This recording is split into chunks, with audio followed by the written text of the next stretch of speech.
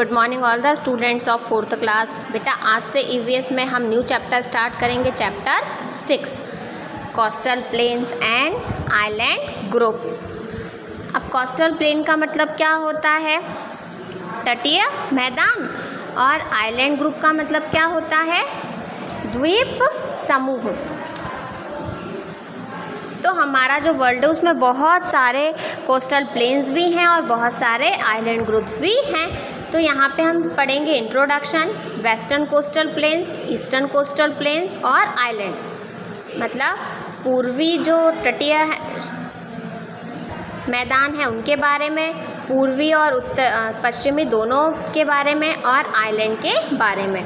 India southern part is triangular in the shape. अब हम भारत की बात करते हैं तो हमारा जो भारत का नक्शा है हम सब ने अच्छे से देखा है। तो नीचे का हिस्सा कैसा दिखता है? ट्रायंगुलर शेप में दिखता है। देखो हम यहाँ भी देख सकते हैं कैसा है, एक ट्रायंगल की तरह दिखाई देता है। जो दक्षिण हिस्सा है हमारे भारत देश का वो कैसा है? त्रिकोण में है। It is the widest in the north and narrow as one goes down the south. अब अगर हम इसको नॉर्थ की साइड पे देखें तो ये थोड़ा सा फैला हुआ है, लेकिन जैसे जैसे नीचे की तरफ आते जाएंगे तो ये सकड़ा होता चले जाता है। The southern part of a country is a peninsula.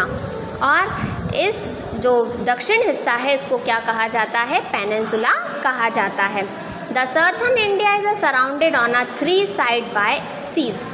अब जो दक्षिण क्षेत्र है, दक्षिण भारत है, वो तीनों तरफ से समुद्र से घिरा हुआ है। देखो एक इधर, इधर और इधर, तो ये तीनों साइड काय से कवर है? सी से कवर है, समुद्र से। The Arabian sea in the west. तो पश्चिम तरफ कौन सा आता है? अरेबियन सी आता है। The bay of Bengal in the east. पूरब की तरफ जो समुद्र है वो क्या है? Bay of Bengal.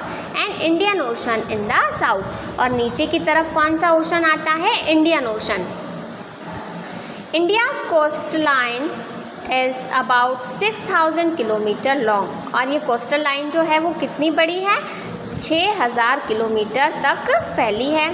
Starting from the gulf of Kutch. कहाँ से शुरू होती है? गल्फ ऑफ कच्छ से शुरू होती है। In the west up to the Kanyakumari in the south. तो पश्चिम से अगर हम देखें तो गल्फ ऑफ कच्छ से शुरू होकर कहाँ पे जाती है? दक्षिण की ओर कन्याकुमारी तक ये है। Then it moves north along the bay of Bengal.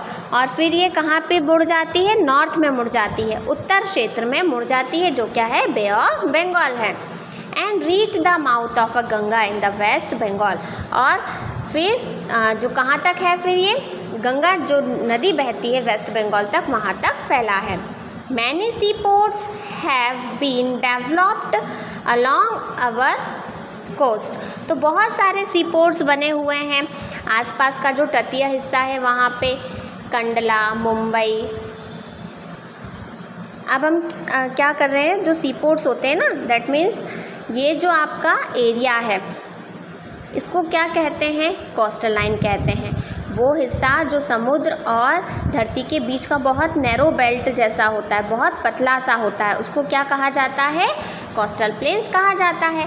और इन्हीं के दरकिनारे क्या बने हुए होते हैं? सी पोर्ट्स बने होते हैं। तो जो सी पोर्ट्स पूरब की तरफ होते हैं उन्हें पूर्वी कहा जाता है, और जो पश्चिम की तरफ होते हैं उन्हें पश्चिमी कहा जाता है। Along India coast lines a thin and a narrow plains area. अब यह जो बहुत पतला सा हिस्सा है और बहुत सिकुड़ा सा है, ठीक है, नीचे आते आते कैसा हो जाता है? वो सिकुड़ा हो जाता है। तो इसे क्या कहा जाता है? कोस्टल प्लेन कहा जाता है। These coastal plains have been divided into 2 part. और इसको कितने में डिवाइड किया गया है? 2 पार्ट में डिवाइड किया गया है। Western coastal plains and eastern coastal planes. जो पूरब की तरफ आते हैं उन्हें पूर्वी तटीय मैदान कहा जाता है, और जो पश्चिम की तरफ आते हैं उन्हें पश्चिमी तटीय मैदान कहा जाता है। अब यहाँ याद करने जैसी चीज़ क्या है? जो सी पोर्ट्स हैं बहुत सारे हैं, ठीक है। तो अब जितने भी कहाँ थे? वेस्ट में थे। कौन से थे? कंडाला, मुंबई, मरमक, कोचीन, मैंगलोर, ठीक। ये सब कहाँ आते हैं? वेस्ट में आते हैं, पश्चिम की तरफ आते हैं। जबकि टूटिकोरिन, चेन्नई और विशाखापट्टनम, प्रदीप और कोलकाता, ये सब कहाँ आते हैं? ईस्ट में। तो आपको याद करने के लिए सिर्फ ये नाम हैं जो आपको क्या करने हैं? याद करने हैं। आज हमने इस चैप्टर का इंट्रोडक्शन पढ़ा है।